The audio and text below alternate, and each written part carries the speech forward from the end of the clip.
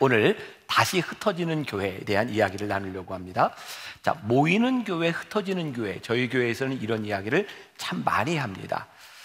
저는 그런 생각을 하게 돼요.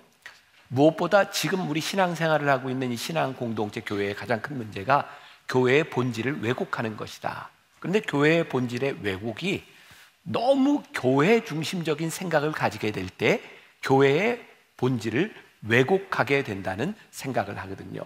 자, 여러분들에게 이제 묻는다면 대답을 안 하셔도 될 것 같지만, 교회의 목적은 모이는 것인가, 흩어지는 것인가?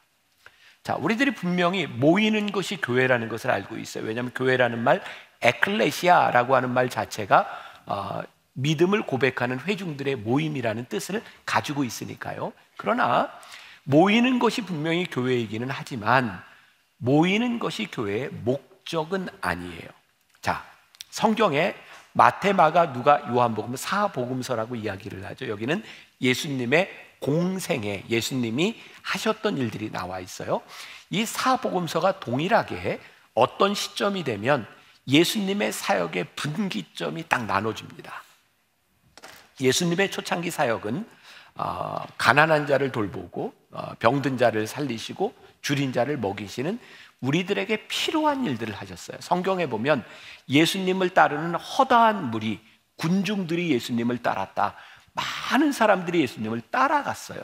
그런데 어떤 분기점이 오냐면 예수님이 제자들에게 사람들이 나를 누구라 하느냐, 그리고 너희는 나를 누구라 하느냐 그랬더니 어떤 대답을 했죠? 베드로가 주는 그리스도시요 살아계신 하나님의 아들입니다. 그랬더니 예수님께서 내 고백 위에 내가 교회를 세우리라.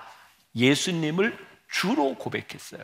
그리고 그때부터 예수님이 제자들에게 제자의 도에 대해서 말씀하시기 시작했어요. 제자는 어떤 것이다? 뭐라고 말씀하셨냐면 너희들이 나를 따라오려거든 자기를 부인하고 자기 십자가를 지고 나를 따를 것이니라. 근데 신기한 일이 벌어지죠. 예수님을 따르겠다고 말했던 허다한 무리와 군중들이 예수님을 따르는 길이 무엇이라고 말씀하시기 시작하면서 예수님을 떠나가요. 예수님이 십자가를 지었을 때에는 사도 요한과 몇몇 여자들을 빼고는 다 예수님을 떠나갔어요. 신기한 일이죠. 예수님을 따르는 길이 이런 길이다라고 했더니 사람들이 예수님을 떠나갔어요. 교회에 사람들이 모이는 이유, 많은 사람들이 모이는 이유가 진짜 예수님을 따르기 위해서 모이는가, 아니면 우리들의 필요를 채우기 위해서 모이는가, 이 본질적인 물음을 우리들이 던져야 되는 거죠. 교회의 목적은 우리들이 모여서 예배 드리는 데 있는 것이 아니라 예배를 드리는 사람들이 무엇을 하느냐에 있는 것이에요. 제가 제일 즐겨하던 운동 중에 하나가 테니스예요. 제가 한 20년 정도 테니스를 쳤거든요. 제가 유학을 마치고 한국에 와서 요 앞에 동부코롱 테니스 코트에서 꽤 이제 테니스를 쳤어요. 교인들도 있고 동네 사람들도 있고. 이렇게 테니스를 치면 사람들이 이제 제가 목사라고 저한테 허드렛 일을 잘 안 시키고, 사람들이 일찍 나와서 예를 들면 아시죠? 이게 통에다 횟가루를 넣고 이렇게 줄을 이렇게 라인을 긋는 거 하잖아요. 사람들이 늘 그렇게 하니까 저도 어느 날 내가 먼저 나와서 좀 봉사를 해야 되겠다. 그래서 제가 먼저 나와서 횟가루를 넣고 줄을 그으려고 쫙 긋는데 긋다가 보면 줄이 삐뚤어져요. 이게 아닌데? 막 또 이렇게 지우고 다 안 돼요. 근데 어떤 분이 저한테 그러는 거예요. 목사님, 줄을 똑바로 그으려면 그렇게 밑을 보고 하면 안 되고요. 저 앞에 방향을 정해놓고 그대로 가세요. 그래서 해봤더니 돼요. 기적같이. 이야. 그때 제가 깨달은 게 있어요. 우리들 눈앞에 보이는 것보다 더 중요한 게 우리들이 바라봐야 되는 것이 분명하면 우리의 방향이 틀리지 않는다는 거예요. 우리는 지금 어떤 것을 바라보려고 하고 있어요? 우리들이 교회에 대한 이야기, 다시 꿈꾸는 교회를 이야기하면서 우리는 초대교회를 바라보고 있어요. 우리 교회가 저렇게 돼야 되겠구나. 오늘도 본문 말씀을 가지고 다 풀어가지 않고 앞으로 이 본문은 계속해서 등장하게 될 거예요. 초대교회 보니까 이렇게 되어 있어요. 기도하기 위해서, 떡을 떼기 위해서, 필요한 것을 나누기 위해서, 하나님을 칭송하기 위해서 모였어요. 그 사람들이 거기에 모인 이유가 분명히 있었던 것이죠. 자, 정리합니다. 교회 중심적인 교회는 얼마나 많은 사람들이 여기에 모이느냐에 관심을 가지고 있지만, 하나님 중심적인 교회는 여기에 모인 사람들이 무엇을 하느냐에 관심을 가져요. 우리 만나교회가 다시 꿈꾸는 교회는 교회 중심적인 교회가 아니라 하나님 중심적인 교회를 우리가 꿈꾸고 싶은 거예요. 그러니까 오늘 이 말씀을 통해서 앞으로 14주 동안의 말씀을 통해서 이 구분이 우리들에게 분명해져야 되는 거예요. 자, 여기까지 따라오셨어요? 따라오신 거 여기까지 오케이? 자, 이제 그럼 제가 이제 예를 들어서, 제가 만나교회 담임 목사가 되기 전에 청년부 사역을 한 적이 있어요. 미국에서 공부를 마치고 바로 와서 청년부 사역을 했는데, 모든 단체들이 그래요. 리더가 가지고 있는 비전을 함께 따라가게 돼 있는 거죠. 그러니까 하나님께서 저를 만나교회 담임 목사로 불러주셨을 때는 저에게 주시는 비전을 여러분들과 함께 나누며 우리들이 함께 길을 가는 거예요. 그러니까 리더의 경험이 굉장히 중요한 거죠. 제가 처음 목회를 하던 것이 영월이라는 지역이었고, 거기는 정말 시골이었어요. 근데 제가 짧은 기간이지만 목회를 하면서 그 당시에 만나교회가 많이 도와줬어요. 물질적인 도움이 아니라 와서 성경학교도 해주고, 그러면서 교회가 정말 그 시골에서 어떻게 이렇게 사람이 많이 모일 수 있을까? 정말 많은 사람들이 모였어요. 근데 제가 군대를 가게 돼서 영장이 나와서, 그래서 군대를 가 있는 사이에 물론 그 이유만은 아니겠지만 교회가 다 흩어져 버렸어요. 유학을 마치고 한국에 돌아와서 제가 청년부 사역을 할 때 제 마음 가운데 그 영월이라는 지역에 대한 안타까운 마음이 있었어요.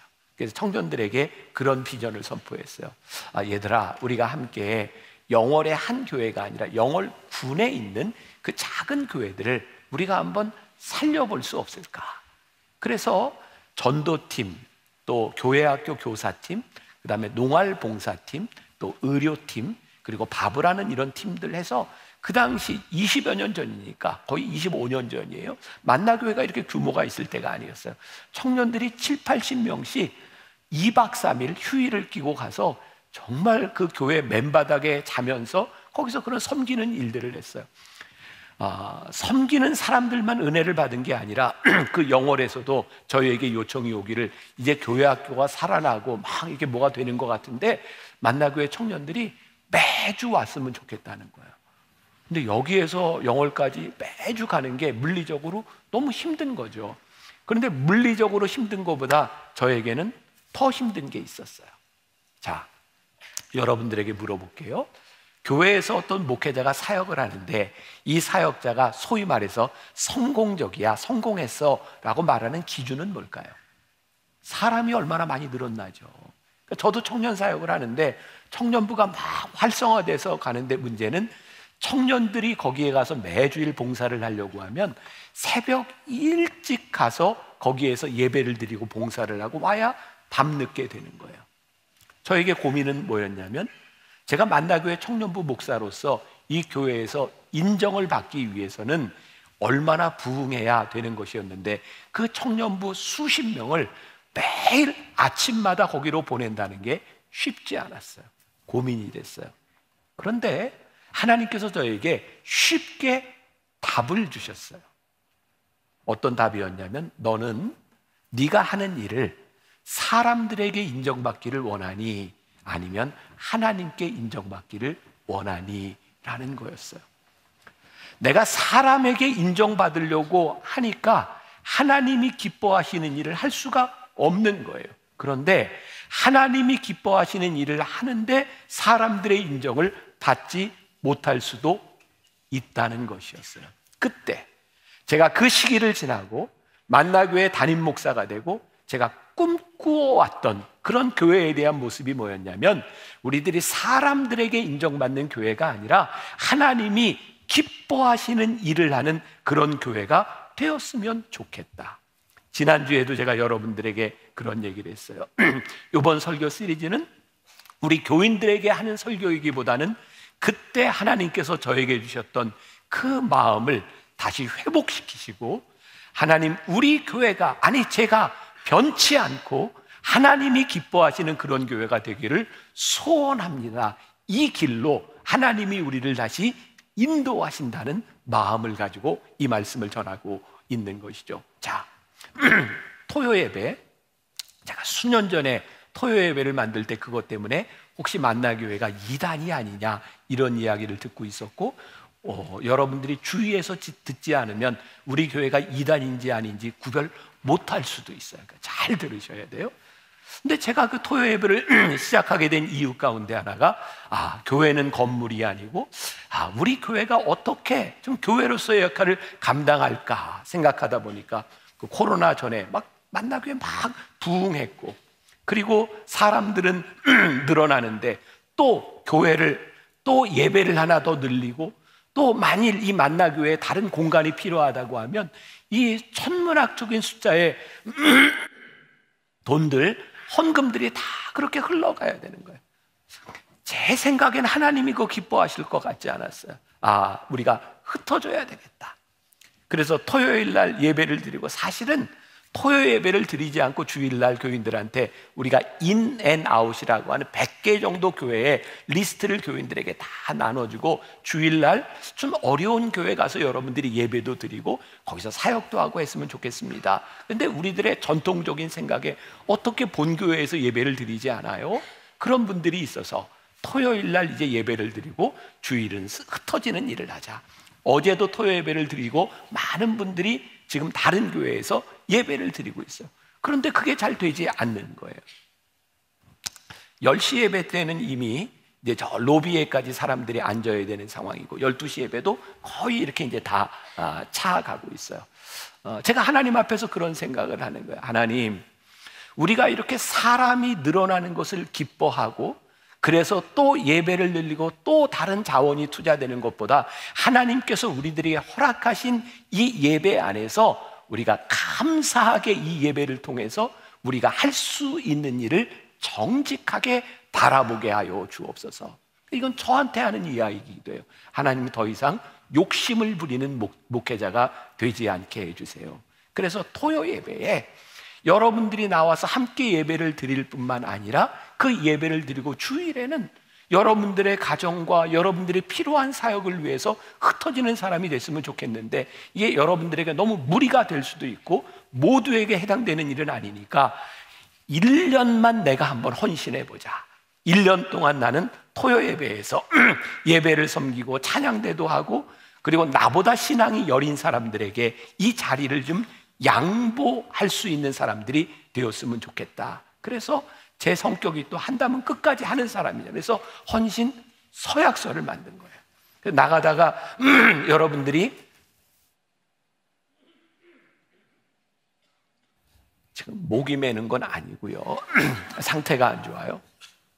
나가다가 여러분들이 그래, 나도 1년만이라도 내가 토요 예배에 헌신하고 내가 하나님 앞에 귀하게 사역자로 하나님이 기뻐하시는 일을 해야 되겠다라고 하는 마음이 있는 분들이 여기에 참여하면 좋을 것 같아요.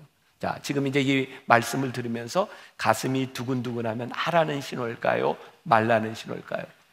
잘 안 해요. 예, 이게 나갈 때 여러분들이 가지고 이렇게 이제 신청하실 수 있어요. 자, 문제의 본질. 우리들이 교인들에 의하여 평가되거나 우리 교회가 외형적인 어떤 모습들이 아니라 진짜 하나님이 기뻐하시는 하나님 중심적인 일을 우리들이 어떻게 할 수 있을까? 이것을 고민해 보는 거예요. 자, 피터 드래커라고 하는 유명한 경제학자이자 미래학자인 그 드래커가 이런 말을 했어요. 모든 조직이 존재하는 목적은 그 조직 외부의 사람들을 섬기기 위해서라는 것. 조직이 조직 내부의 사람들을 섬기기 위해 존재할 때 그 조직은 사멸한다는 것. 2000년 교회 역사를 통해 보니까 교회가 교회를 위해 존재할 때 교회의 존재가 사라집니다. 교회의 존재는 하나님이 우리를 부르셔서 누구를 위하여 어떻게 쓰임 받느냐에 있는 것이죠. 우리 교회는 어떤 쓰임을 받기를 원하는가? 자, 이제 제가 흩어지는 교회에 대한 이야기를 여러분들과 함께 나누어 보려고 해요. 자, 여러분들이 생각할 때 하나님은 하나님을 믿는 사람들과 또 하나님을 믿지 않는 사람들 중에 누구를 더 사랑하실까요? 제가 보기엔 다 사랑하실 것 같아요.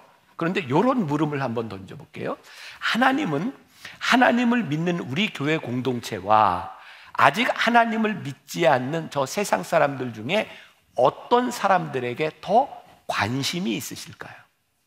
저는 하나님을 믿지 않는 사람들에 대하여 더 관심이 있으시다고 생각해요. 예수님께서 이 땅에 오신 이유가 뭐예요? 하나님이 예수님을 왜 보내셨어요? 하나님이 세상을 이처럼 사랑하사. 그런데 예수님 당시에 예수님을 따라다니던 예수님의 제자들도 있었고, 또 예수님이 누군지 매력적으로 생각하던 바리새인들과 사두개인들과 그런 종교인 그룹들도 있었어요. 근데 그 사람들이 예수님에 대해 불만을 가지고 있었어요. 어떤 불만인지 아세요? 예수님은 우리와 같은 사람들하고 함께 공동체를 이루셔야지 왜 저 죄인들과 세리들과 창녀들과 그들에게 관심을 가질 뿐만 아니라 왜 그들과 함께 시간을 가지며 그들과 식사를 하시는 겁니까? 예수님을 따르던 무리들이 예수님께서 하시는 사역에 대하여 불만을 가지고 있었어요. 그랬더니 예수님께서 누가복음 4장 18절과 17절에 19절에서 아주 명확하게 예수님의 사명선언문을 이야기하고 계세요. 자, 보세요. 같이 봅니다. 시작. 주의 성령이 내게 임하셨으니 이는 가난한 자에게 복음을 전하게 하시려고 내게 기름을 부으시고 나를 보내사 포로된 자에게 자유를, 눈먼 자에게 다시 보게 함을 전파하며 눌린 자를 자유롭게 하고 주의 은혜를 전파하게 하려 하심이라. 그 이사야서의 말씀을 인용하시면서 예수님께서 이 땅에 오신 이유가 지금 우리가 함께하고 있는 이 공동체를 위해서가 아니라 가난한 자에게 복음을, 눌린 자유를 자유하게, 포로된 자를 자유하게, 눈먼 자를 보게 하기 위하여 하나님께서 나를 보내셨다고 하는 그 사명 선언문을 우리 예수님께서 명확하게 얘기하고 계신 거예요. 자, 예수님을 따라다니던 사람들이요, 예수님의 사역에 관심이 있는 것이 아니라 예수님을 따르는 공동체에 관심이 있는 거예요. 오늘날 교회로 비유한다면 뭐예요? 우리가 오늘 여기에 모여서 예배를 드리고 있는데 우리의 관심이 어디에 있어요? 오늘 여기에 모인 우리 공동체에 관심이 있고 예수님께서 이 공동체를 통하여 이루시고자 하는 사역에 관심이 없는 거예요. 여러분, 오늘 우리들이 구별해야 되는 게 뭐냐면 교회 중심적인 교회가 되는 것과 하나님 중심적인 교회가 되는 것이 무엇인지를 구분하는 거예요. 자, 지금 교회가 교회 중심적인 교회가 돼서 무언가를 하고 있다면 교회가 하는 모든 일이 하나님의 일은 아니에요. 어떤 일은 하나님의 일이 될 수도 있지만 교회에서 하는 일이 하나님의 일이 아닐 수도 있어요. 자, 저는 만나교회 담임 목사예요. 세상적으로 이야기하면 교회를 운영하는 사람이에요. 그러니까 제가 교회를 운영하는 입장에서 여러분들에게, 여러분 교회 일을 열심히 하세요, 저에게 순종하세요, 그게 신앙생활 잘하는 겁니다, 이렇게 가르치는 게 저에게 훨씬 유리하지 않을까요? 그런데 그게 교회의 본질과 진리가 아니라는 거예요. 하나님 중심적인 교회에서는 교회가 하는 모든 일이 하나님의 일이 될 수 있지만 교회 중심적인 교회에서는 그것이 하나님의 일인지 교회의 일인지 개인의 일인지를 구분할 줄 아는 지혜가 필요한 거예요. 저는 적어도 우리 만나교회의 교인들이 그 정도 수준으로는 올라가야 된다고 생각해요. 오늘 제가 이 강단에서 여러분들에게 여러분 순종하세요, 저는 끝까지 하는 사람입니다, 이거 헌신서약서 쓰세요, 이런 얘기를 할 때 저게 교회 중심적인 틀에서 목사의 이야기를 하는 것인지 그게 하나님이 기뻐하시는 일인지를 우리들이 구별할 수 있어야 되는 거죠. 그러니까 저의 목회에 있어서 가장 큰 위기는 어떤 일일까요? 제가 목회를 하는데, 여러분들에게 설교를 하는데 제가 하나님 중심적으로 설교하지 않는다면 그건 저에게 위기인 거예요. 우리들에게 아주 명확한 기준이 있죠. 지금 하고 있는 이 일을 하나님이 기뻐하실 수 있다면 그것은 하나님의 일인 거예요. 그러나 우리가 교회에서 아무리 열심히 일을 해도 하나님이 기뻐하시지 않는 일이라고 하면 우리는 하나님의 일을 하고 있는 게 아닌 것이죠. 자, 예를 들어 보겠습니다. 저기 남가주 미국 캘리포니아 지역에 한때 이렇게 부흥의 바람이 일어났던 적이 있어요. 60년대 히피들이 막 일어나고 교인들이 사람들이 교회를 다 떠날 때 갈보리 채플의 척 스미스 목사님이 그 당시에 히피족들을 대상으로 목회를 해요. 사람들이 교회에 모이기 시작했어요. 정말 전혀 교회 공동체에 어울리지 않는 히피족들이 교회에 모이기 시작했고 더 이상 수용할 수 없는 단계가 돼서 교회를 새로 건축하게 되었어요. 미국 교회는 되게 카펫 문화잖아요. 교회를 깨끗하게 짓고 카펫을 쫙 깔았는데 문제는 그 히피들이 교회에 들어오는데 히피들 알죠? 머리도 길고 가능하면 안 감고 냄새나고 그리고 신발도 안 신고 다니고 더러워요. 깨끗하게 교회를 건축을 해놨는데 히피들이 들어오니까 교회가 지저분해지는 거예요. 그래서 그 교회 중직들이 그런 논의를 하기 시작한 거죠. 이거 교회가 들어오줘서 안 되겠다. 저 지저분한 사람들은 들어오지 못하게 하자. 근데 척 스미스 목사가 이런 얘기를 하죠. 만일 우리가 세운 이 교회에 교회가 카펫이 더러워질까 봐 저 사람들이 들어올 수 없다고 생각한다면 카펫을 다 거두어 버리십시오. 우리 교회에도 그런 일이 있었어요. 저희 교회 처음 우리 아이들을 위한 공간을 정말 잘 팬시하게 만들어 놓고 아이들을 위한 기자재들을 다 들여놨어요. 그랬더니 대뜸 어떤 이야기가 나면 관리를 잘해야 된다는 거예요. 그래서 아이들이 손을 못 대게 그리고 문을 잠그고 그래서 제가 이렇게 이야기를 했어요. 아니 아이들을 위한 장비가 아이들이 쓰다가 망가지면 고치세요. 혹시 누가 훔쳐가면 다시 사세요. 그것이 없어질까 봐 망가질까 봐 우리들이 손을 대지 못한다면 교회의 기능을 잃어버리는 것이 아니겠습니까? 그런데 그런 우를 우리가 범하고 있는 거예요. 교회가 크면 클수록 교회가 아름다워지면 아름다워질수록 교회가 가진 게 많아지면 많아질수록 교회에 모인 공동체가 우리를 위해서 뭔가를 하고 있는 거예요. 우리가 하나님 중심적인 교회를 세워가고 있는가? 레너드 스윗이라고 하는 미래학자가 그 교회의 역사를 4개의 M자를 가지고 설명을 하고 있어요. 기억나시는 분이 있을지도 몰라요. 보세요. 첫 번째 교회는 처음 교회가 생겼을 때는 미셔널 처치였어요. 뭐 하는 교회? 선교하는 교회. 근데 이렇게 선교를 하다 보니까 사람들이 모이니까 교회를 짓기 시작했고 거기서 뭘 하냐면 미니스트리, 교인들을 목양하기 시작했어요. 교인들을 목양하며 여러 가지 프로그램과 이런 공간들이 생기면서 이제 교회가 망가지기도 하고 그러면 뭘 하냐면 메인터넌스를 해요. 수리를 하고. 그렇게 하다 보면 교회가 어디로 가냐면 뮤지엄, 박물관이 되는 거예요. 마치 지금에 있는 유럽 교회들처럼 큰 교회를 만들어 놨는데 지금 후손들이 그 교회를 보면서 이야, 옛날에 여기 사람이 꽉 찼대. 우리 교회가 오늘 하나님 앞에 하나님 중심적인 교회가 되지 못하고 선교적인 교회로 하나님 중심적인 교회로 다시 가지 못하면 우리의 후손들이 어느 날 이 교회 공간에 들어와서 이런 얘기를 할지 몰라. 옛날엔 이 교회에서 꽉 차서 몇 번 예배를 드렸대. 그런 박물관이 될 수도 있는 거예요.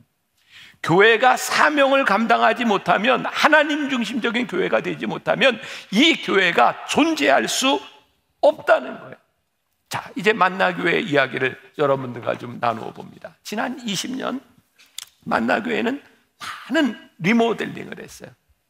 그때 제 안에 제일 큰 갈등이 있었어요. 야, 이렇게 돈을 들여서 리모델링을 하는 게 이게 잘못된 건 아닐까? 이렇게 헌금을 많이 써도 될까? 사실 우리 교회 안에 이 본당에 있는 많은 시설들, 어쩌면 어떤 교회에서는 꿈도 꾸지 못할 그런 시설들을 우리들이 가지고 있어요. 여러분들은 매주 보니까 그렇지 이게 그렇지 않으세요? 근데 그게 저에게는 참 힘든 일이었어요. 헌금을 이렇게 써도 되는가? 그런데 그때 제 마음에 그러니까 우리들이 기도하면 답을 찾을 수 있는 것 같아요. 하나님, 이 교회를 우리가 지금 지은 것은 아니지만 하나님께서 우리 믿음의 선배들을 통해서 이 교회를 존재하게 하셨다면 이 존재의 이유가 분명한 교회가 되었으면 좋겠습니다. 그래서 우리 장로님들과 함께 2가지 분명한 교회 건물에 대한 목적을 세웠죠. 첫 번째는 다음 세대를 위해 교회가 어떻게 준비될 것인가. 두 번째는 예수를 믿지 않는 사람들에게 이 교회 건물이 어떻게 쓰여질 수 있을까라고 하는 것이었어요.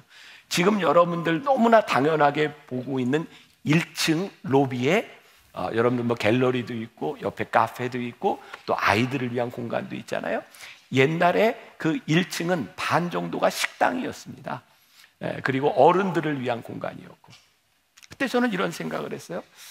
식당은 지하에 둬도 알아서 찾아오지만 1층의 황금 같은 공간을 우리가 그렇게 써야 될까? 그래서 반을 또 잘라서 카페로. 지금은 교회마다 카페들이 있지만 20여 년 전 저 카페가 교회에 있는 게 흔치 않은 일이었어요. 그런데 그 카페를 만들 때 우리 교인들을 위해서 만든 것이 아니라 이 예수 안 믿는 사람들이 들어올 수 있도록 그런 문을 교회로 들어오지 않고 밖에서 들어올 수 있도록 여러분 저 밖에 있는 그 벽을 다 부셔내고 문을 만든 거예요. 그리고 제가 카페에 두 가지 운영 규칙을 하나 줬어요. 이건 지키자. 첫째, 교회 카페지만 찬송가를 틀지 말자. 두 번째, 십자가를 걸지 말자. 왜냐하면 예수 안 믿는 사람들이 일단 십자가와 찬송가가 들리면 교회 카페 안 들어오니까. 그래서 십자가 걸지 않고 찬송가 들지 않고 카페를 만들어 놓고 화장실을 만드는 그 복도에 교회 홍보와 교회를 알릴 수 있는 것을 놔뒀어요. 아주 전략적으로. 그래서 카페는 누구나 들어올 수 있지만 화장실을 가려면 교회를 들어갈 수 있도록.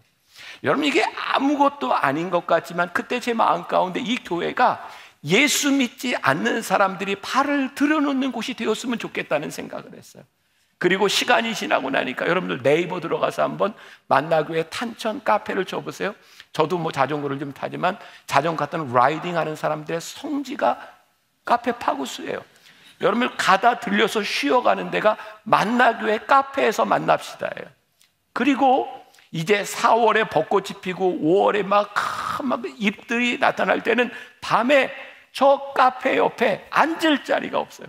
저는 그게 너무 좋은 거예요. 하나님을 믿지 않는 사람들이 교회 뜰에 발을 들여놓을 수 있는 게 얼마나 큰 축복입니까? 우리 1층에 교회학교 건물들을 다 만들고 2층에 우리 소망부 장애 아이들이 예배 드릴 수 있는 장소를 만들었어요. 어떻게 하면 장애를 가진 아이들이 제일 쉽게 접근할 수 있을까? 이전에 만나교회는 4층, 5층, 6층, 7층, 8층이 교육관이었어요. 그때는요, 여러분들 모르시는데 그냥 얼마나 시끄러웠는지 그냥 엘리베이터 타고 애들이 왔다 갔다 하니까 어른들이 이놈들이 주일에 이렇게 시끄럽게 조용히 좀 해. 제가 어른들한테 그랬어요. 어른들 참 못됐다고. 좋은 공간은 어른들이 다 차지하고 애들은 위로 다 올려보내고 시끄럽다고 얘기하는 게 이게 얼마나 어른 중심적인 교회냐고. 그래서 우리가 결단을 내렸어요. 1층부터 제일 억세스하기 좋은 제일 좋은 공간은 아이들에게 준다. 그리고 더 이상 교회에서 아이들에게 조용히 해, 시끄러 이런 얘기하지 말고 얘들아 교회 와서 놀아, 교회 와서 떠들어 라고 말할 수 있는 공간들이 만들어져야 돼요. 우리가 교회 신앙생활을 하면서 의사결정기구 우리 장로님들이잖아요. 목회자들이잖아요. 목회자와 장로님들을 중심으로 우리의 생각을 가지고 의사결정을 하면 그 교회는 굉장히 전통적인 교회가 될 수밖에 없는 거예요. 그러나 의사결정을 하고 예배를 드리는 여러분들이 하나님 중심적으로 보기 시작할 때 우리들이 하는 일과 우리들이 결정하는 일들이 얼마나 다를 수 있는가 하는 거예요. 그러다 보니까 목회자들부터 우리 장로님들부터 내놔야 되겠다는 생각을 했어요. 여러분, 우리 교회 장로님들 굉장히 훌륭한 거 아세요? 모르세요? 장로님들 어떻게 대답이 없네요. 훌륭한 거 아세요? 모르세요? 네, 여러분들 다 봉사하는 분부터 해서 저희 교회는 시무장로님이 70분 가까이 되는데 장로님들 방이 없어요. 장로님들 회의실도 없어요. 다 내놨어요. 우리 목회자 60여 명 되는 목회자, 방 가진 목회자 아무도 없어요. 다 한 방에서 공유 오피스에서 책상 하나씩 놓고 그리고 살아요. 저만 방이 있어요. 근데 제 방도 쬐끔해요. 아마 우리 정도 교회 되는 규모에서 담임 목사방이 제일 작은 교회가 우리 교회일 수도 있다는 생각이 들어요. 사실은 제 방도 문 달지 않고 목회자들과 부목사님들과 같이 쓰려고 했어요. 근데 부목사님들이 저한테 부탁을 했어요. 제발 문을 닫아주세요. 우리가 불편해요. 그래서 문을 닫았을 뿐이에요. 우리가 눈에 보이는 작은 것에서부터 우리들이 노력하는 게 있는 거예요. 하나님, 교회가 어른들을 위해서, 우리들을 위해서, 교회를 위해서 만들어지는 그런 교회가 아니라 하나님 중심적으로 교회가 어떻게 사역을 할 수 있을까요? 제가 옛날 책에 썼던 도식인데, 우리가 그동안 교회를 어떻게 생각했냐면 올드 패러다임에서는 하나님, 교회, 세상이라는 도식을 가지고 있었어요. 여러분 만나교인들이니까 이 정도는 아셔야 돼요. 제가 쓴 책에 여러 번 나오는 거예요. 혹시 여러분들 치열한 도전이라는 책 보셨어요? 굉장히 좋은 책인 거 아시죠? 제가 쓴 거. 네, 거기에도 나와요. 이제 웬만큼 잘난 척해서는 반응도 없네. 알겠어요. 네, 자, 하나님, 교회, 세상. 기존의 교회에서는 어떤 생각을 가지고 있었냐면 하나님이 교회를 통해서 세상에서 일하신다. 그러니까 교회는 늘 세상에서 우월적 지위를 가지고 우리는 거룩한 공동체인데 너희를 위해서 무슨 일을 해. 교회가 교만해요. 그런데 새로운 패러다임에서는 아니, 교회 중심적인 교회가 아닌 하나님 중심적인 교회에서는 패러다임이 이렇게 바뀌어요. 자,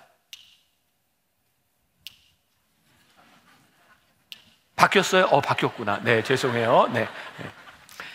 저기 세상이 가운데 있고 하나님이 세상을 이처럼 사랑하사 독생자를 주셨던 그 세상에 우리 교회가 뛰어드는 거예요.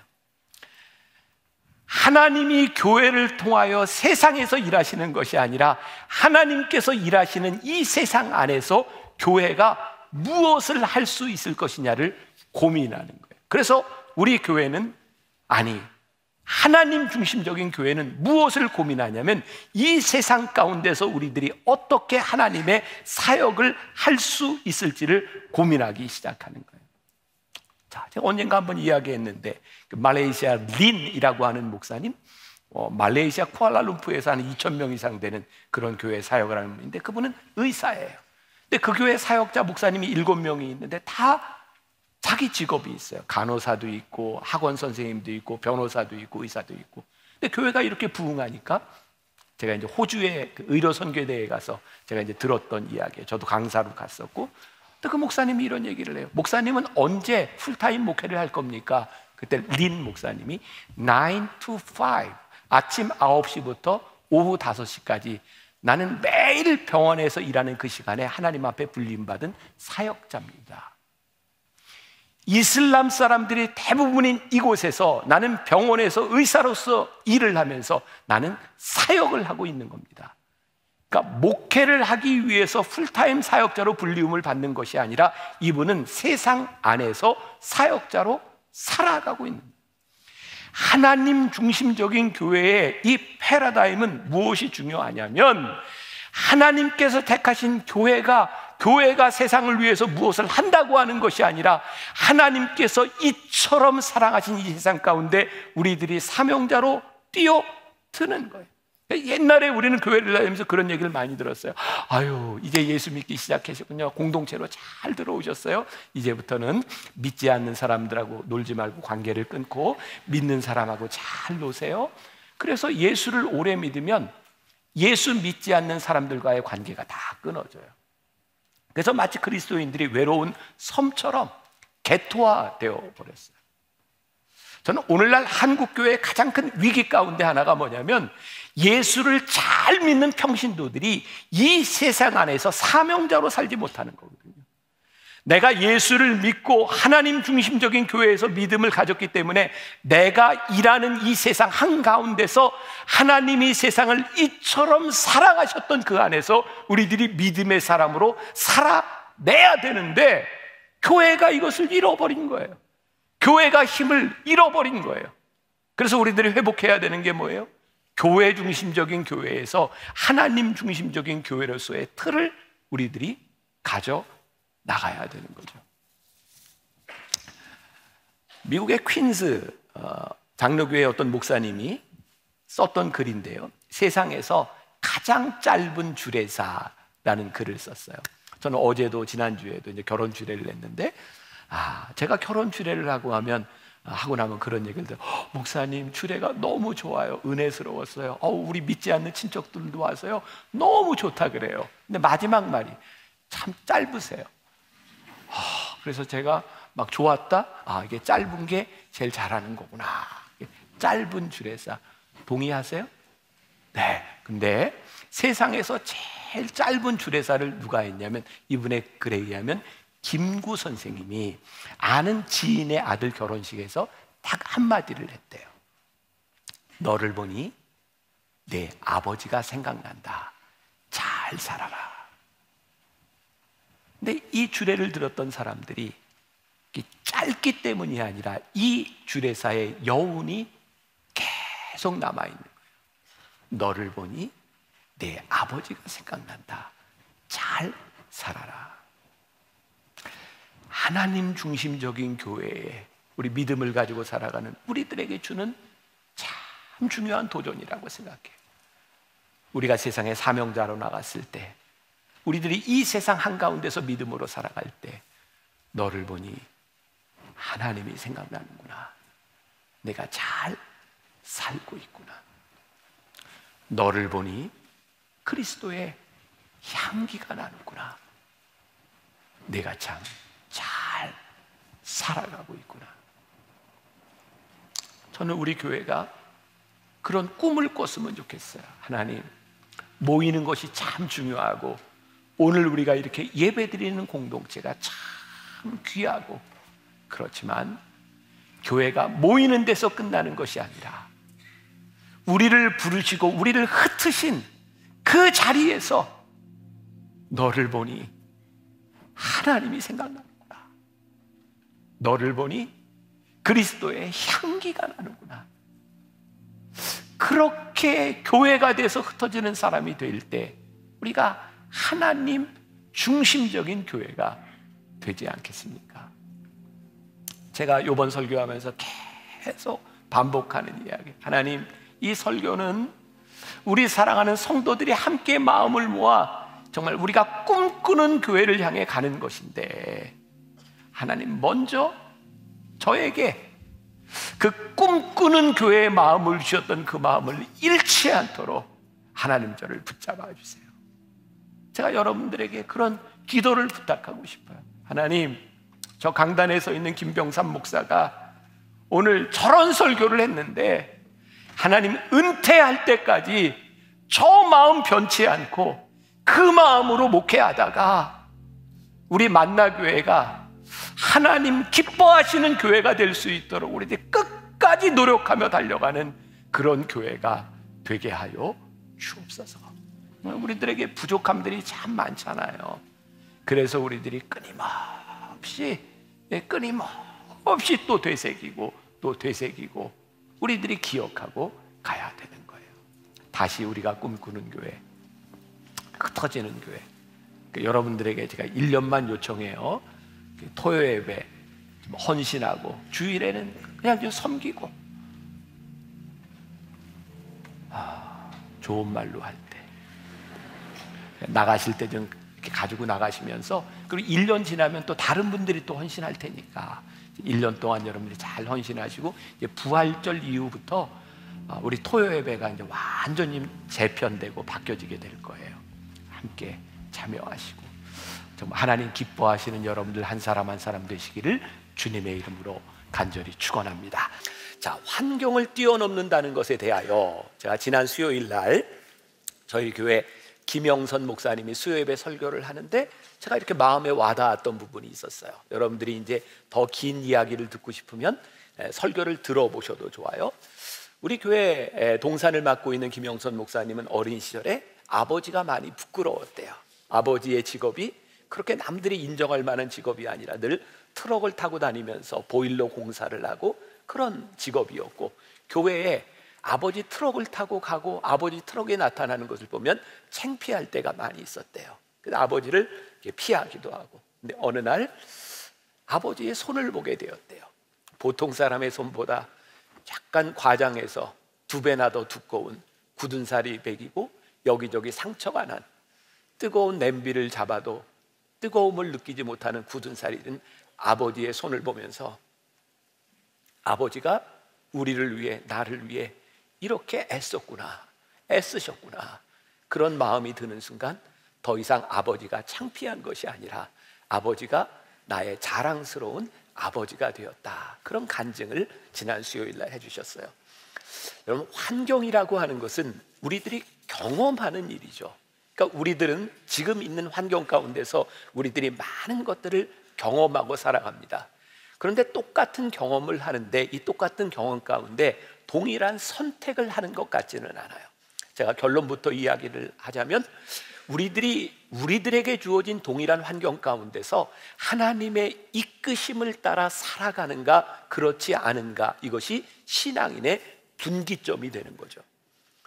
우리 묵상팀의 김성권 장로님이 최고의 변화는 어디서 시작되는가라는 책에서 한 문장을 이렇게 저에게 적어주셨는데 이런 문장이에요. 바보들은 항상 노력하지만 똑똑한 사람들은 환경을 바꾼다. 마음에 확 와닿지 않으세요? 네. 바보들은 항상 노력하지만 똑똑한 사람들은 환경을 바꾼다.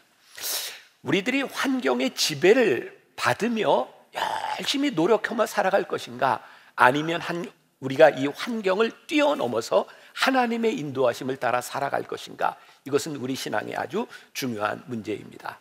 자, 우리가 벌써 5주째 동일한 본문 말씀을 읽고 있어요. 우리가 본문으로 다 이렇게 풀어가지는 않지만 그 초대교회 모습을 우리들이 보고 있어요.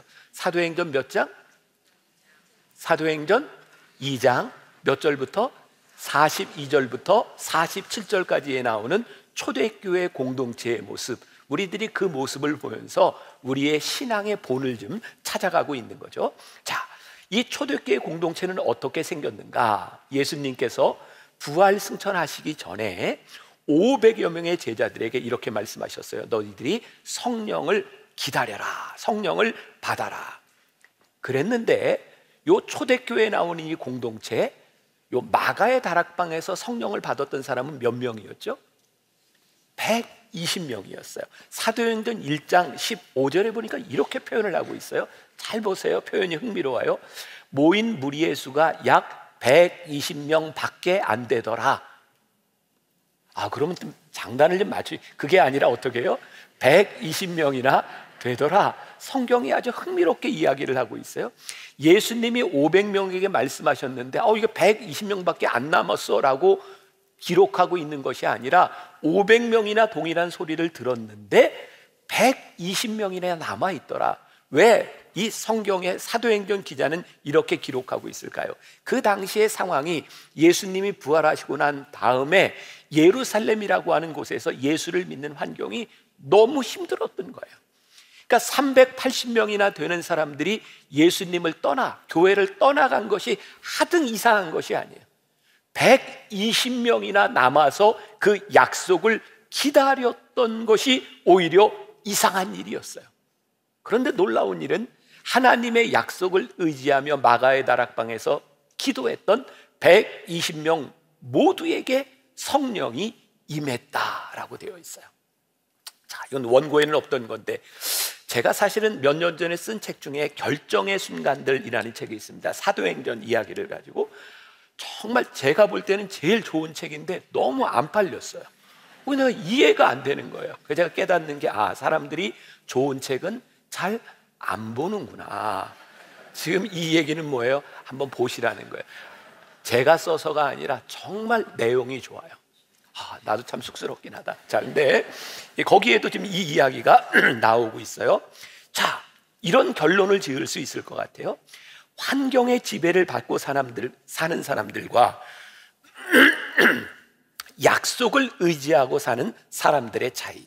우리가 믿는 이 기독교를 약속의 종교라고 하는 것은 하나님께서 우리들에게 주시는 모든 환경 가운데 하나님은 늘 우리들에게 약속을 말씀하고 있기 때문에 그래요. 자, 약속이 환경보다 훨씬 더 중요하고 무게가 있다. 왜냐하면 그 약속을 누가 해주셨냐면 하나님께서 우리들에게 해주셨기 때문에 그래요.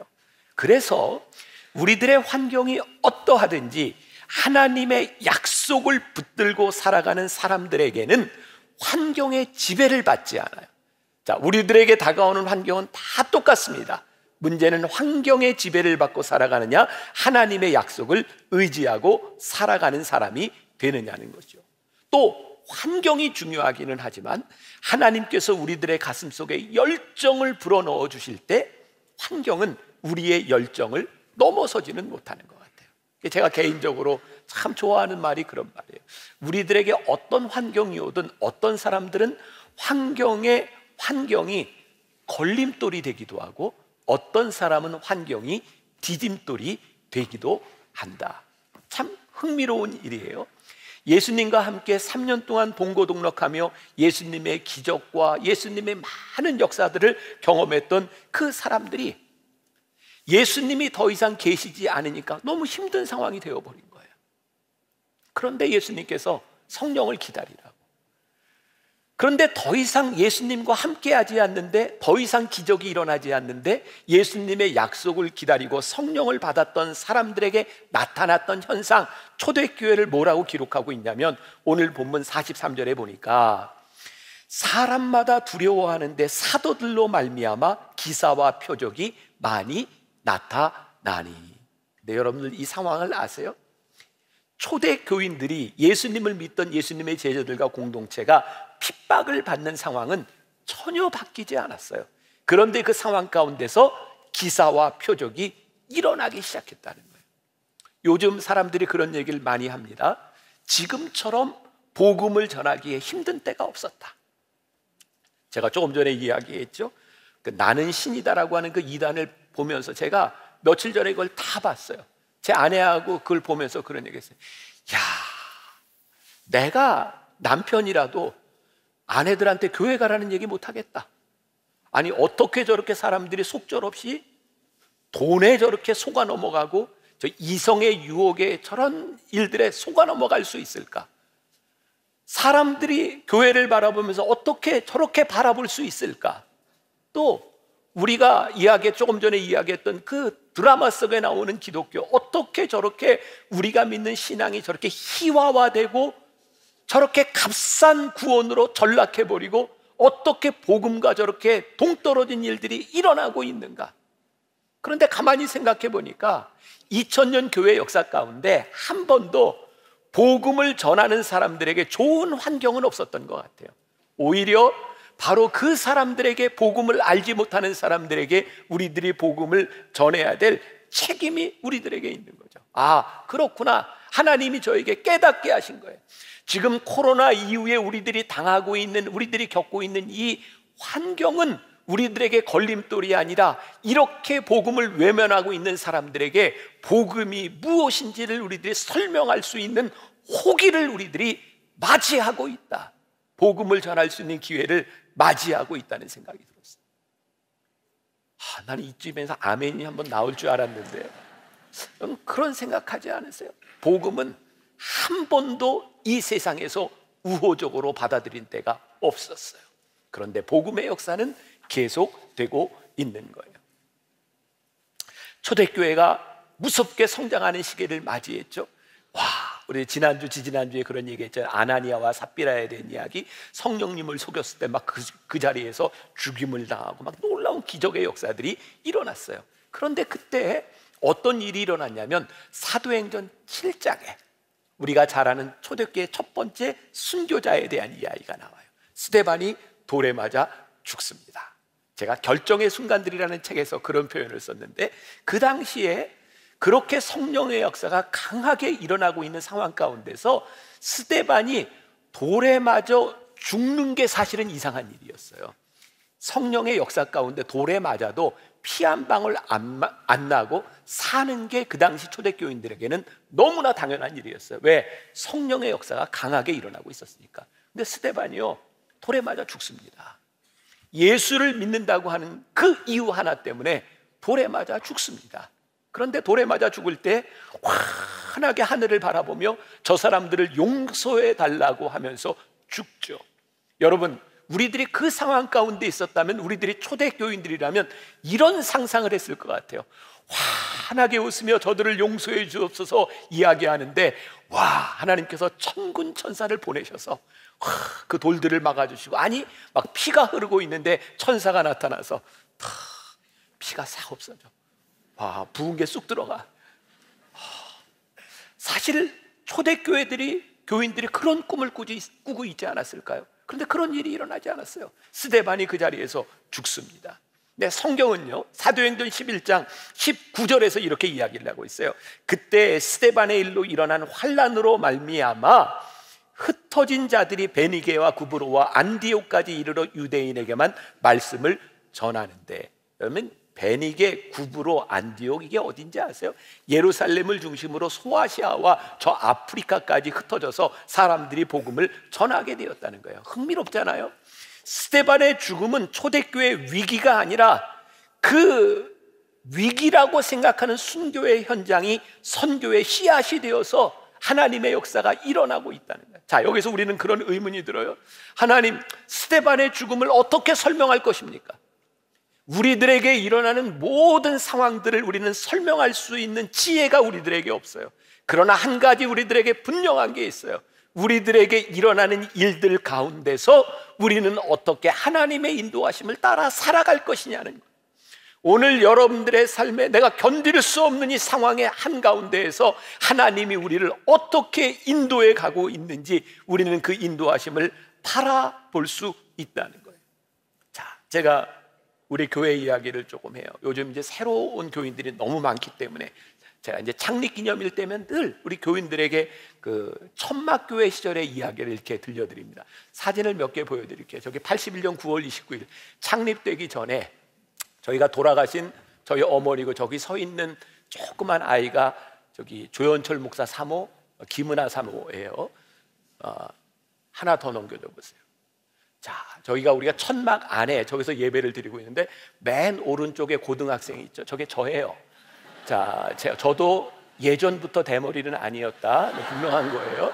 자, 저런 데서 예배를 드렸어요. 또 한 장. 네, 돌아가신 김우영 목사님 저렇게 천막 안에서 예배를 드렸어요. 그런데 천막에서 예배를 드리고 만나교회가 시작했다는 것이 중요한 것이 아니라 저 천막으로 갈 수밖에 없었던 이야기가 있어요. 80년으로 기억을 합니다. 저희 아버님이 하루는 저희 사남매를 다 불러서 그때 왕십리 감리교회 담임을 하고 계셨어요. 그 당시에 왕십리 감리교회는 우리 한국의 감리교회 중에 5손가락 안에 드는 정도의 교회 규모였어요. 근데 아버님이 갑자기 우리 사남매를 다 모아놓고 내가 마지막으로 한번 개척을 하고 싶다. 그런데 식구들이 동의해야 할 수 있지 않겠니? 그래서 그 예배당 안에 우리 식구들, 어머니와 아버님, 사남매가 다 모여서 철야 기도를 했어요. 그리고 똑같이 얻은 답이 뭐였냐면, 아버지 개척하세요. 저희가 돕겠습니다. 그리고 개척이 시작된 거예요. 근데 사실은 그냥 아무도 없는 데서 개척을 한 것이 아니라 지금의 압구정동 그 한양 아파트 앞에 예전에 삼양동의 강북에 있는 삼양동의 어떤 교회가 영동의 교회를 개척해줘서 삼영교회라고 하는 이름으로 삼각교회가 있었고, 그 교회에서 개척이 시작된 거예요. 근데 놀랍게 교회가 부흥하기 시작했어요. 그리고 아무리 생각해도 삼영 이거 너무 좀 촌스럽지 않냐, 우리 이름을 바꾸자. 그래서 바꾼 게 만나교회입니다. 그리고 그때 그 삼각교회에서 막 버스도 사고 사람들이 막 넘쳐나왔는데 예상치 않은 일들이 일어난 거예요. 그 교회 개척 멤버들이, 그리고 새로운 사람들이 물과 기름처럼 섞이지 않았던 것 같아요. 저는 어린 시절이라 정확한 내용은 모르겠어요. 그런데 이제 급기야 본래 개척 멤버들이 너희 나중에 들어온 사람들 다 나가. 그리고 제가 고등학교 시절에 못 볼 걸 본 거예요. 저희 아버님이 주일날 설교를 하시는데 사람들이 막 달려가서 끌어내리고 설교를 못하게 하고, 그런 일 가운데서 우리가 할 수 있는 일이 없었어요. 그래서 다 나가자. 나가기는 했는데 예배드릴 곳이 없어서 천막을 치고 시작한 것이 만나교회의 시작이었어요. 그런 생각이 들었어요. 하나님, 응답을 주시고 확신을 주셨는데 왜 이런 일을 당해야 되는 겁니까? 하나님, 이것은 우리들이 원했던 환경이 아니지 않습니까? 하나님의 응답이 확실했는데 왜 이런 일이 일어나야 되는 것입니까? 어쩔 수 없이 잠실 벌판에 천막을 칠 수밖에 없었다고 생각했는데 지금 그렇게 40년의 시간이 이렇게 흘러가면서 하나님께서 깨닫게 하신 것이, 하나님이 우리를 이렇게 인도하셨구나. 그 시간들 가운데서 하나님이 우리를 이렇게 인도하셨구나. 그 환경에 넘어진 것이 아니라 그 환경 가운데서 하나님의 인도하심을 느끼며 살아가기 시작할 때 우리가 지금 이 순간에 서 있는 거예요. 제가 교회 이야기를 하는데 이 교회 이야기가 여러분들의 삶에 그대로 적용돼야 된다고 저는 분명히 믿어요. 여러분들이 하나님의 인도하심과 하나님의 응답을 받고 시작했던 일, 그런데 하나님, 이건 우리가 원했던 결과가 아니잖아요. 근데 하나님이 우리들에게 말씀하시는 것이, 아니, 나는 지금도 너를 인도하고 있어. 단지 네가 원하는 결과를 얻지 못했을 뿐이야. 자, 조금 더 깊은 이야기로 들어가 봐요. 우리나라에 처음 복음이 들어왔던 조선 구한말, 여러분들 아시죠? 제가 언제도 그런 말 했어요. 우리나라에 들어왔던 그 선교사들, 정말 자원해서 조선에 들어온 선교사들이 그렇게 많지 않아요. 당시 미국의 1800년대 중반에 저기 아이비리그, 동부 아이비리그를 중심으로 해서 성령운동이 무섭게 일어났고 아이비리그의 학생들이 막 선교사로 지원하기 시작했습니다. 근데 그들이 제일 가고 싶었던 나라는 세 나라였어요. 인도, 중국, 일본. 그 당시에 조선이라고 하는 나라는 젊은이들에게 알려진 나라가 아니었습니다. 워낙 많은 사람들이 지원을 하다 보니까 그 세 나라 지원에서 떨어져서 할 수 없이 조선에 들어온 선교사가 참 많았습니다. 죄송하지만 우리나라에 들어왔던 선교사들은 자원했거나 엘리트가 아니라 어쩔 수 없이 온 선교사들이 많았어요. 문제는 그러다 보니까 그 당시에 캐나다와 미국과 호주 이런 데서 선교사를 파송하고 많은 후원들을 했는데 조선에는 그렇게 많은 후원을 하지 못했어요. 그럼에도 불구하고 지금 선교사들로 인하여 세워진 교회와 학교들, 복지관들이 많이 있지만 중국과 일본과 인도에 비하면 이것은 아무것도 아니었어요. 조선을 그렇게 도울 수 없기 때문에 그 당시에 그 중국에서 네비우스라고 하는 선교사에 의해서 네비우스 정책이라는 게 세워집니다. 들어보셨어요? 네비우스? 굉장히 유명한 선교, 참 그 정도는 아셔야 돼요. 네비우스 정책, 조선의 선교 정책입니다. 그때 3자, 자치, 자립, 자전, 이런 원칙을 앞으로 조선 땅에는 3자 원칙으로 선교를 한다. 이게 무슨 말인지 해서 요약하면 너희끼리 알아서 해라, 이런 얘기입니다. 보내줄 돈이 없다는 이야기였어요. 근데 놀랍죠? 몇십 년이 지나갔는데 일본과 중국과 그리고 인도에 수없이 많이 돈이 들어간 그곳에 교회가 세워진 것이 아니라 정말 척박한 땅에 너희는 너희들이 알아서 해라라고 하는 그 환경 가운데서 하나님께서 지금 대한민국의 교회를 세워주셨어요. 이 땅의 교회가 세워질 때 이 땅의 교회는 그렇게 좋은 환경 가운데서 세워진 것이 아니었어요. 자, 제가 정말 멋진 글을 좀 읽어드리려고 그래요. 이진희 목사님이 쓴 가나안에 거하다라는 책에 나오는 글인데 들어보세요. 하나님은 아브라함을 가나안으로 인도해 가셨다. 요셉을 애굽으로 인도해 가셨다. 이스라엘 백성을 가나안으로 인도해 가셨다. 하나님이 우리를 인도해 가시는 곳, 하나님이 우리를 보내시는 곳, 그곳이 바로 우리의 가나안이다. 애굽이든 광야든 하나님의 뜻하신 바에 따라 우리를 보내시는 그곳이 바로 우리의 가나안이다. 하나님이 보내시는 곳에 와 있다면 우리는 이미 가나안에 있는 것이다. 내가 하나님의 섭리 가운데 하나님의 인도를 따라 광야에 와 있다면 광야가 가나안인 것이다. 내가 있는 곳이 광야처럼 느껴져도 하나님이 나를 이곳으로 보내신 것이라면 나는 지금 있는 이곳이 바로 가나안이다. 하나님의 부르심을 따라 여기까지 왔는데 하나님, 여기는 가나안이 아니고 광야인 것 같습니다. 이런 우리에게 하나님이 말씀하신다. 내가 너를 광야로 보냈노라. 내가 너에게 그 광야를 가나안으로 주었노라. 너에게는 그 광야가 너의 가나안이니라. 선교지는 누가 봐도 광야다.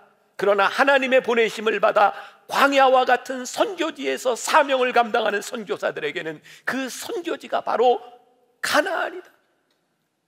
우리 묵상팀의 권순보 권사님이 그런 글을 올려주셨어요.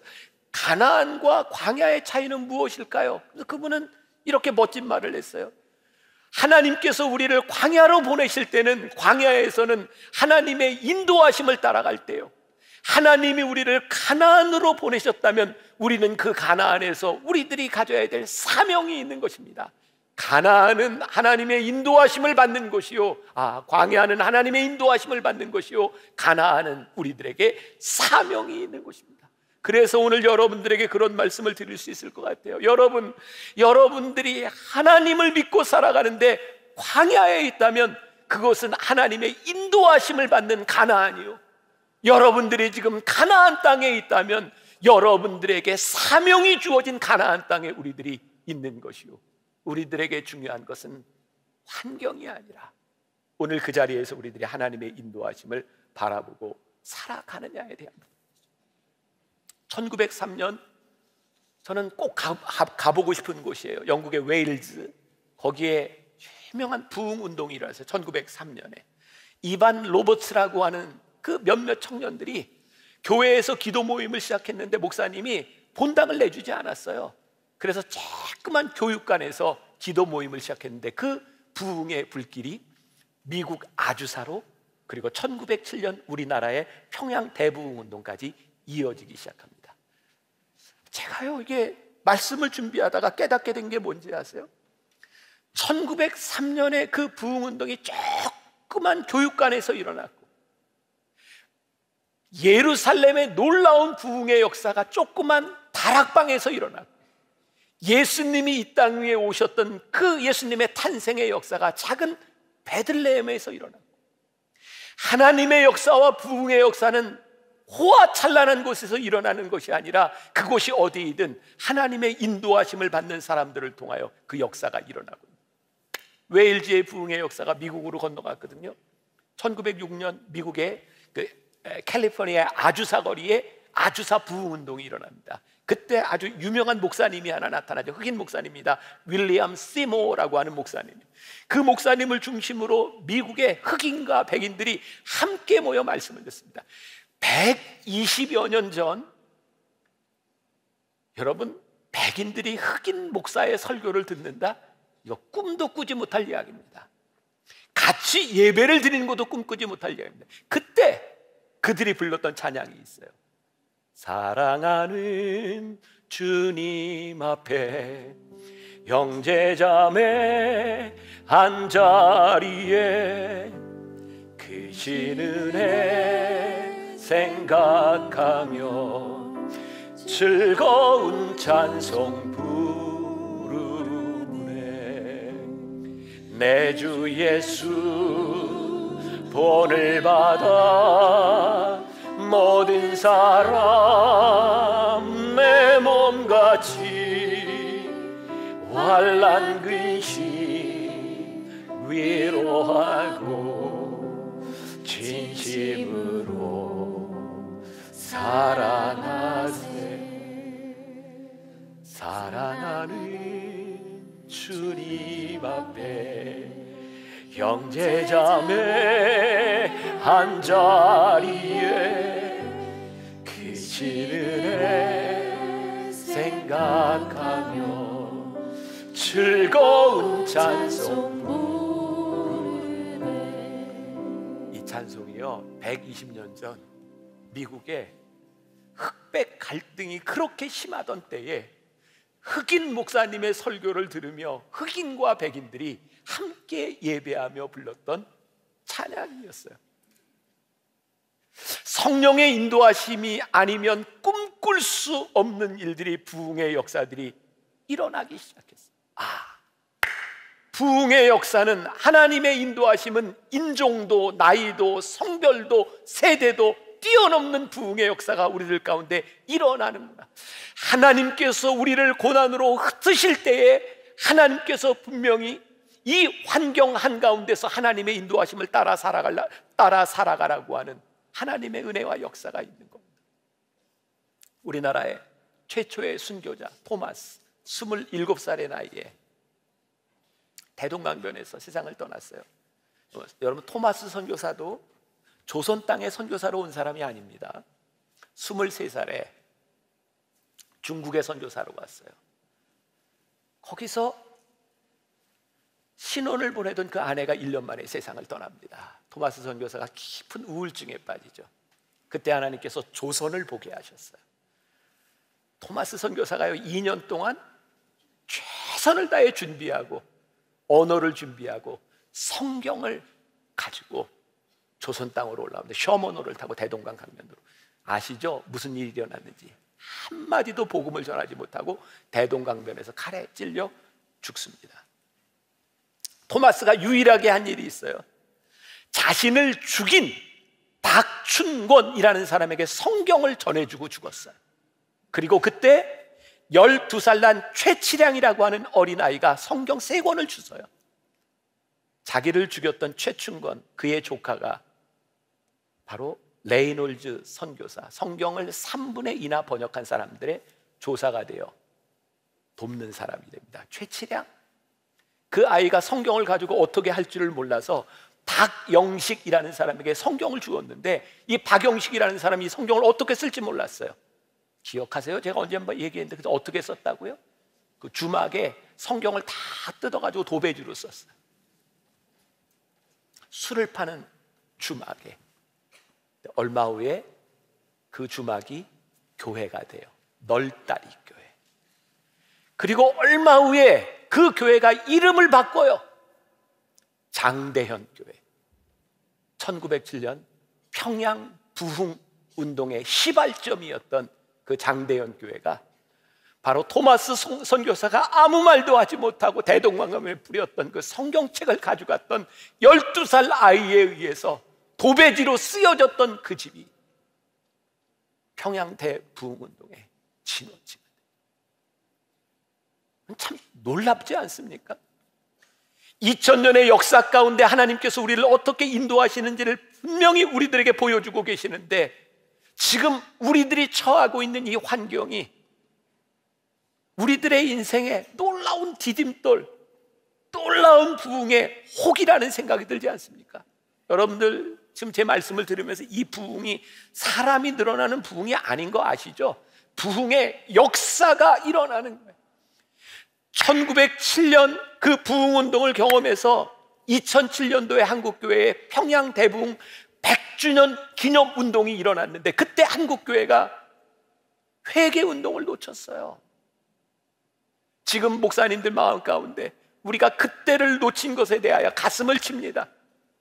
그런데 지난 3년 코로나를 지나가면서 와, 이런 위기를 한국교회가 더 경험할 수 있을까라는 어려움을 지나가고 있어요. 그런데 하나님께서 저에게 주시는 마음인 거예요.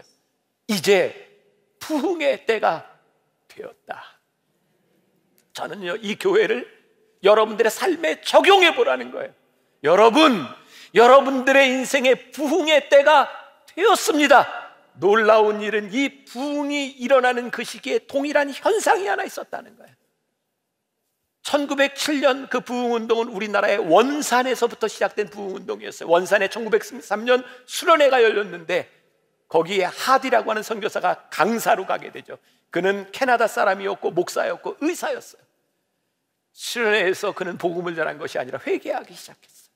내가 조선 땅에 와서 조선 사람들을 무시하고 그들에게 복음을 전한다고 했지만 나는 얼마나 교만한 사람이었는지 몰랐습니다. 그 눈물로 회개하기 시작했고, 그 부흥운동이 흩어지기 시작했고, 1907년 장대현 교회에서 길선주 목사님이 일어나서 회개를 시작하면서 회개의 운동이 부흥운동으로 일어나기 시작했어요. 여러분들에게 분명히 말씀드립니다. 부흥운동은 회개운동에서부터 시작되는 것이고, 부흥은 우리의 목적이 아니라 부흥은 회개하며 하나님 앞에 나아간 믿음의 사람들의 삶의 결과물이 부흥이에요. 우리가 왜 부흥을 꿈꿔야 됩니까? 부흥이 목적이 아니라 하나님 앞에 회개하며 믿음으로 서는 우리에게 주어진 환경 가운데서 하나님의 인도하심을 받는 사람들의 나타나는 결과물이 부흥이기 때문에 사람이 늘어나는 것이 아니라 하나님의 역사가 일어나는 것이 부흥이기 때문에 우리들이 부흥을 꿈꾸며 이야기하고 있습니다. 역대하 7장 14절, 내 이름으로 일컫는 내 백성이 그들의 악한 길에서 떠나 스스로 낮추고 기도하여 내 얼굴을 찾으면 내가 하늘에서 듣고 그들의 죄를 사하고 그들의 땅을 고칠지니라. 오늘 우리가 하나님 앞에 겸비하기를 원합니다. 우리 교회가, 이 한국 교회가 하나님 앞에 겸비하여 우리의 죄를 회개하면 하나님께서 우리를 향해 얼굴을 드시고 우리를 고치시리라고 말씀하고 있습니다. 교회만이 아니라 오늘 여러분들의 삶에 그 부흥의 결과들이 나타나기를 주의 이름으로 간절히 축원합니다.